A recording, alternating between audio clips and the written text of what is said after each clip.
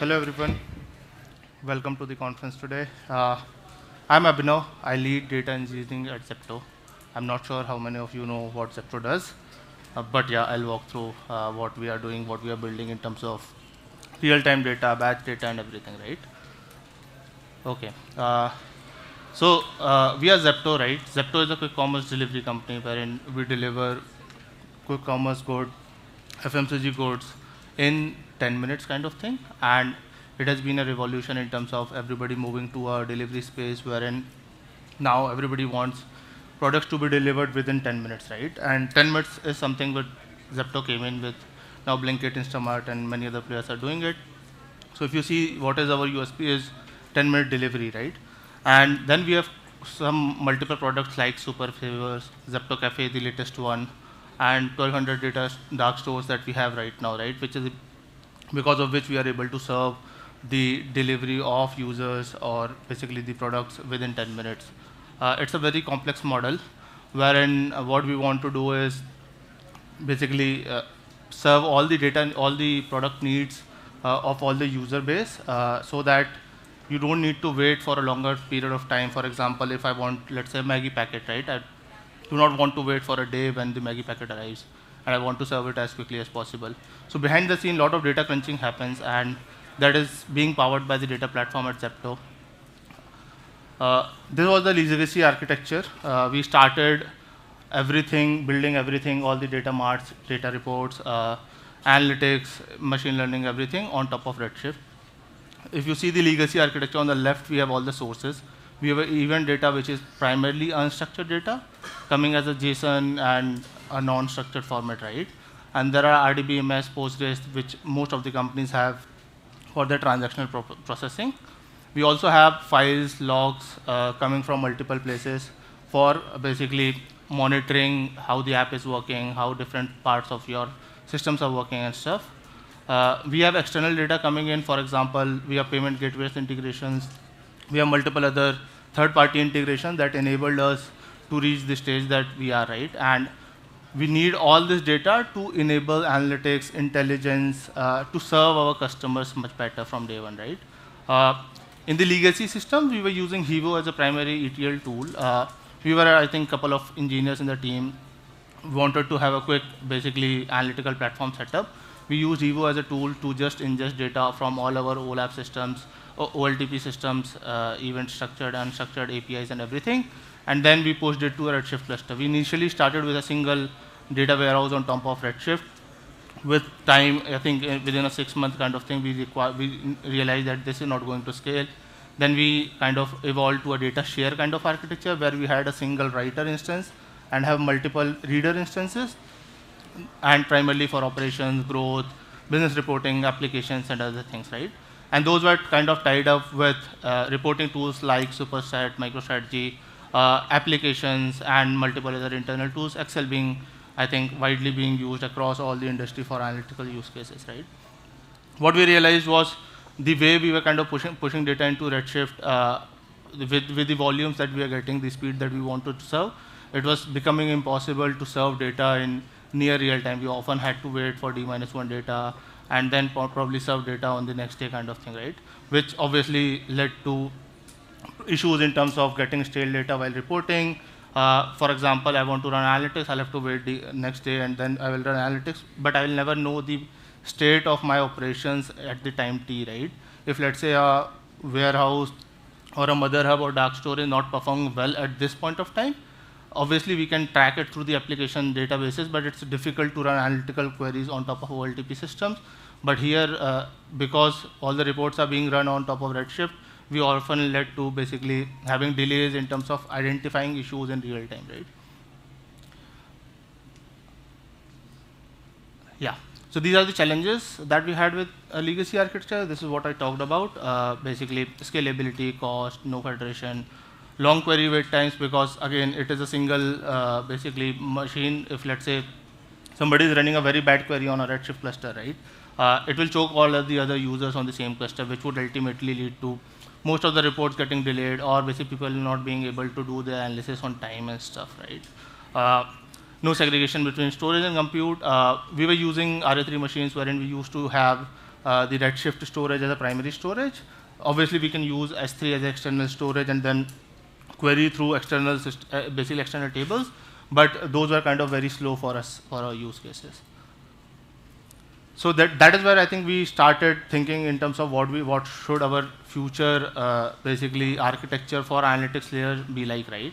And we were kind of doing experimentations on top of Woody, on top of Iceberg, and obviously the Delta. But given the state of time we were in and the capability that Databricks used to provide, we decided that Delta is the format that we should go ahead with, because it was able to serve all our use cases, right from basically scaling infinitely for the compute resources. For storage, we are using S3, and basically it was working fine for example, partitioning, and multiple other features are there on top of Delta Lake that we can use for enabling our analytics, right? If you see how the structure, basically the architecture looks like now, is we get CDC data from all the databases primarily through Debezium, wherein we get all the vol logs and change streams from Mongo, right, into Kafka in Avro format primarily. Avro because we wanted to compress the data in MSK layer, and we had a schema registry built in so that everybody knows the schema of the data. There were some capabilities in terms of what was being supported at Debezium, I think a couple of years back, 1.5 years back. But we made few changes as per the need of Zepto, and pushed obviously back into the open source Debezium in terms of enabling our needs and pushing our what we are doing into the back to the Debezium system, right? We pushed data into MSK, and then after MSK, there were two approaches that we could have taken. One was directly use Spark and then push data into Delta Lake in the, let's say, upsert or the append format, but we went ahead and went with the S3 sync connectors primarily. For all the analytics use case where the data is not needed real time, basically within a minute, within 2 minutes kind of thing, we went ahead with the S3 sync connector kind of approach that enables us basically two things, right? One, S3 now serves as a storage layer for all the logs we are getting right from the databases, change streams, the event logs, everything. And two, basically you don't need to worry about the cost, obviously, because we are running on Databricks. We do not want to just burn compute just because we want to dump data from point A to point B, which can easily be done by something like Kafka Connect, which is basically Java-based application pushes data from MSK to S3, right? From S3, the entire platform now lies on top of Databricks, right? Right from bronze layer to silver layer to gold layer. What we do as part of our transformations is basically remove the PI columns, clean up all the data basis business requirements, load it into a silver layer. Silver layer is up for consumption by all the analysts, data scientists. If somebody wants a snapshot of data at any point of time, that is the way to go. But bronze layer obviously serves as a time series state of a data. If you want to say what was the state of my, let's say, stores table couple of months back, right? It's easy to go to that log table and then figure out what was my basically various dimensions of the store at that point of time. Databricks obviously have Spark as a native engine in terms of processing. It also comes up with a Photon engine, which serves well for some of the use cases, some does not, obviously.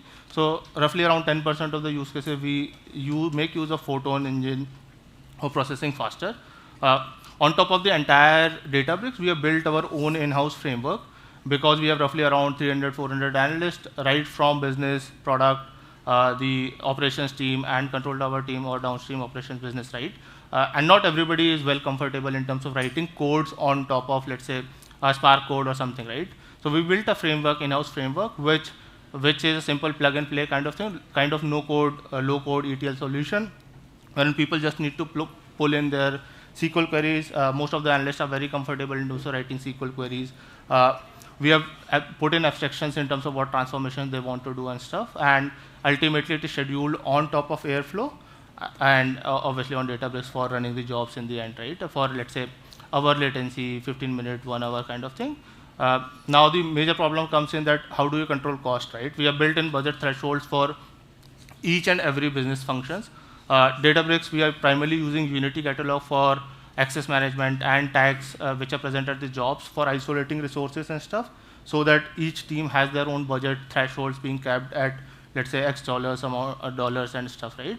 And again, we have basically alerts set up on top of those thresholds so that people are aware in terms of what data they are consuming, how much compute they are consuming and stuff.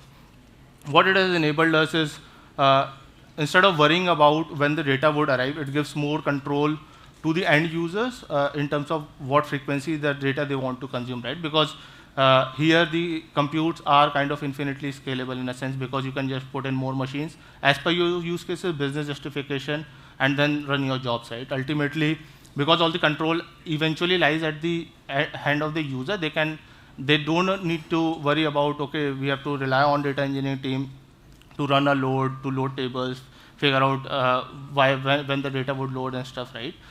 The end users can run their own jobs on their own sweet time, schedule their reports at whatever time they want to, and ultimately making their life much easier in the sense that if, let's say, there is a business use case to monitor, send out a report at 11 a.m. morning daily, they can then schedule their reports at 11 a.m.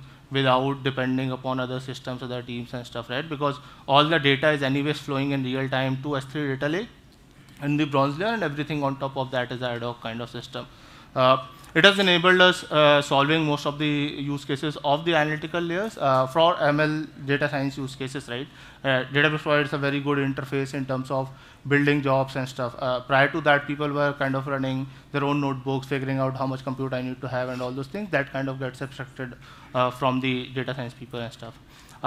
We have our own CI/CD layer built up on top of the entire system, right? Wherein there are some use cases wherein people actually need to push in notebooks to the basically GitHub, and then those GitHub basic notebooks need to be validated and then pushed to the jobs, and so that the notebooks could run on time and stuff, right?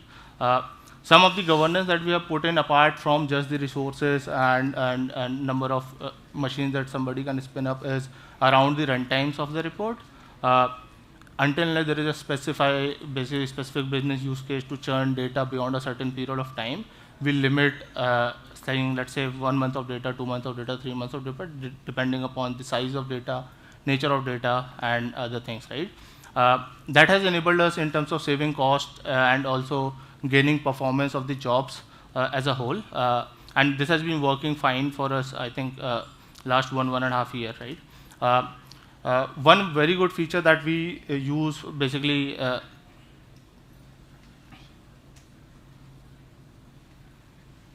one good feature that we use for sharing data between third parties and us is delta sharing, wherein you don't need to physically share your data.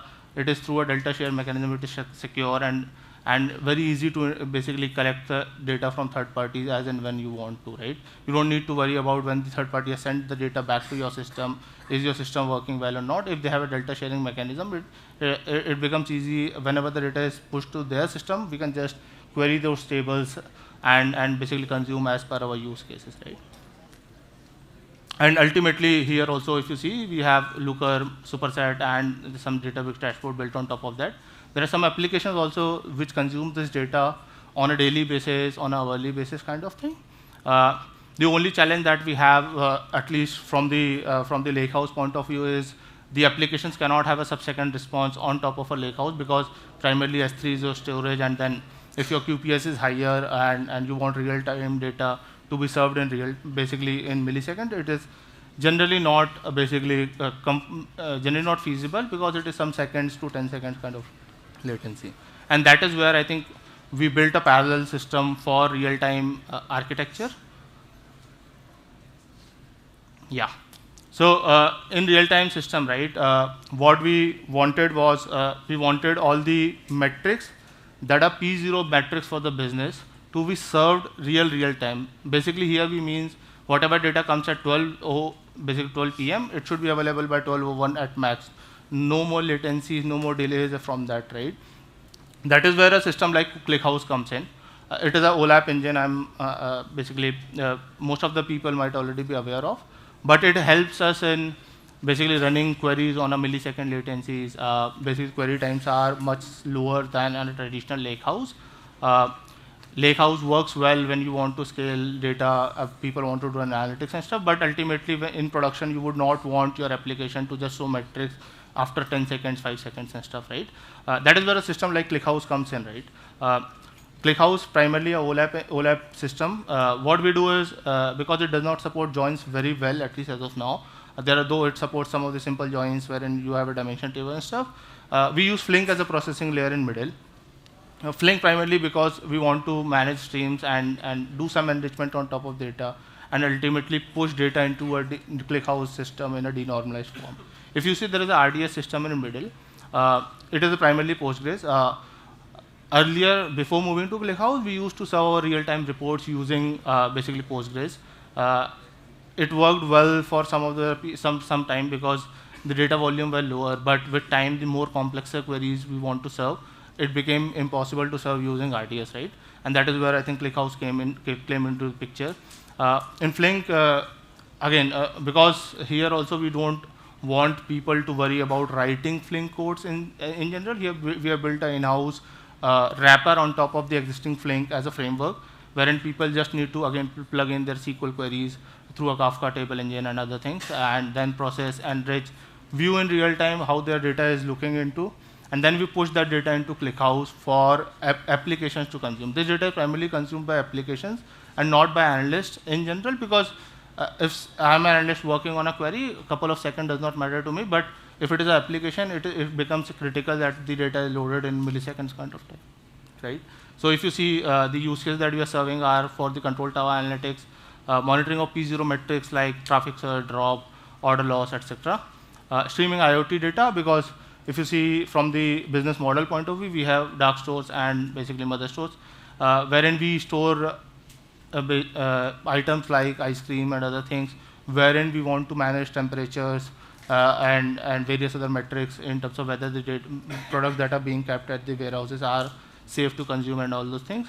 Apart from that, we have to track our trucks and all those things. For that also, we need to have IoT data to be sent into our systems, and reporting needs to happen on real time, right? Because it cannot be that we just shipped our truck and we are not able to track when the basically truck would arrive at our store, right? So all those metrics are captured by the IoT system, pushed into ClickHouse for real-time analysis, reporting, monitoring, and other stuff. So what features did ClickHouse provide? Why we moved to ClickHouse for real-time kind of thing, right? Because obviously it provides a low latency data ingestion. ClickHouse has multiple types of ingestion engine, right from Kafka engine to Delta engine to S3 table engine. We use them for ingesting data into ClickHouse. We have table engines wherein you want to process the data, for example, merge tree, right? There are multiple kind of merge tree engines available, a basic merge tree, replicated merge tree, replacing merge tree, summing merge tree, collapsing merge tree, and all those things, right? Merge tree works very, very well for a data like event data. If your data is immutable, feel free to just dump into ClickHouse in the form of merge tree table. Basically, it is kind of log table wherein you can write a single table OLAP queries to get the metrics out of the system very quickly in milliseconds time. Basically such kind of, the merge tree helps us, at least us, in terms of monitoring, for example, how the order purchase is going, how the payments are going, how is the traffic on our home screen and all those things, right? If there's something blunder has happened. In Zepto, we run a lot of experiments time to time so that we can basically help basically improve the experience of the users, and that is where monitoring systems in real time is very, very important. We use Mixpanel heavily, but with the scale that we are growing, it becomes very important for us to have these systems monitoring in place internally, and that is why we're using ClickHouse for merge tree kind of use case, right? We have replicated merge tree wherein basically from the ClickHouse architecture, if you have multiple nodes, you want to replicate data around nodes, have a highly resilient systems in terms of data availability across the node. That is where we use replicated merge tree. We have replacing merge tree for use cases like where you want to do upserts, right? Any OLAP database is not built for upsert. It is kind of replaced for non-mutating data, but replacing merge tree provides that capability through internal mechanism where it first upserts and then deletes and updates behind the scenes, so that end user does not need to worry about managing the complex ETLs, right? That is where replacing merge tree comes up. Summing merge tree is kind of aggregations, on the fly aggregations. Somebody want to know, it will, if you do the order by of data on some, let's say, dimensions, it will be automatically doing aggregations behind the scene. That is where the summing mastery come in, right? And so yeah, I think from the consumption standpoint, it has enabled basically columnar storage is there. Hence, the footprint of the data in ClickHouse is much lower. We have seen cases wherein the size of the data has gone by level of 10x, wherein let's say 400 GB of data became 40 GB of data in ClickHouse, primarily because the compression is heavily enabled on that, right?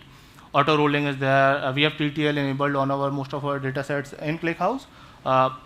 From the GitOps point of view, at Zepto at least, we make sure that all the Git best practices are in place, right? From basically creating tables to rollback to alerting and stuff are basically enabled from day one, and that has enabled us in terms of onboarding newer use cases much faster and stuff.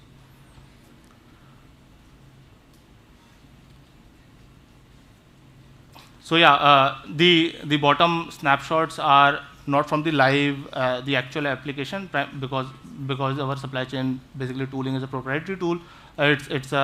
But the metrics are kind of what we actually monitor in real time, right? For example, inventory availability. We want to monitor how much inventory of let's say, for example, milk is available at 8 a.m. across stores, right? And this system has enabled us in terms of monitoring real-time inventories, so that let's say, if your milk in a store at 10 a.m. is getting exhausted, you want that milk to be refilled in a store by 2 p.m., you should have that data available at 12 a.m. basically, right? That is where it has enabled us in terms of monitoring the availability in real time. We have live inventory snapshots running. We have store metrics, how the stores is performing, right from packers to riders, to different matrices in the stores, how the bin capability is allocated and stuff. Ads metrics are something that we monitor in real time. I'm not sure that if you are aware that we have an ads platform which is built primarily from brands, and brands want real-time metrics to be available, right from click-through rate, conversion rate, and all those things. We power those from primarily from ClickHouse-based system, right? So yeah, so values unlocked by moving from traditional system to Lakehouse and ClickHouse kind of system, right? It's low latency data-driven decisions. We are able to monitor metrics in near real time. The availability of data is forever, and you can make decisions in real time, right? Improved analytical reporting. As I mentioned, that you have very less delays. You identify issues much faster. Fixing becomes easier. So let's say, for example, if you have an issue in your base data, and you identify 3 days later, that means your lot of reporting must have gotten impacted, and you realize at a much later point of time, rather than just identifying right there, right then, right? Improve time to detect. All the business metrics, because we are tracking in real time, near real time, it's very easier to track in real time, because we understand our business, and we know what metrics, how should those metrics behave. If there is any significant change in terms of the SLAs, the ETAs, and all those things, we kind of track in real time. Any bottlenecks in terms of, let's say, somebody launched a coupon into a platform, right? We will obviously see a difference in terms of how our home screen imprint is, let's say, or is there some experiment running? How is the impact of that experiment in real time? At Zepto, we want to track experiments in very, very real time. For example, if we have launched an experiment, we generally track within 2 hours whether that experiment is behaving well or not, because given the way that we function, we cannot wait for 2 days, 3 days to just figure out, get the metrics in place and see how experiment is behaving. We tweak experiments, we monitor experiments in real time. And obviously it has improved the team productivity a lot, wherein we had to basically struggle in terms of ingesting the data, working with different folks in terms of why you are running query on cluster on a single Redshift cluster, choking all other business users. It has significantly improved the productivity of data team, because now people can focus on building more data products out to the ecosystem of the basically Zepto users. The failure management, RCS have become much easier. I think most important thing is the faster reporting and the platform improvement that have come in because of this. So future roadmap, if you see what we are looking for is, right now we kind of use ClickHouse, but as I mentioned that we'll have to put data into a denormalized form. Obviously it requires some kind of expertise in terms of knowing how the data should look like. For example, if you want to just backfill one of the dimensions or metrics, you'll have to then reprocess the entire data and then push into ClickHouse, which is a tedious task for data engineers, for anybody, right? That is where I think the new systems like StarRocks and other OLAP systems that are coming in the market, right? We are exploring those systems, seeing how we can make those joins in real time much faster. And we are experimenting with StarRocks majorly for such use cases, and obviously building some of the capabilities on top of ClickHouse so that the joins are supported again across two big tables and stuff. So yeah, I think that's pretty much from my end. If you have any questions, I think I'll be good to take that.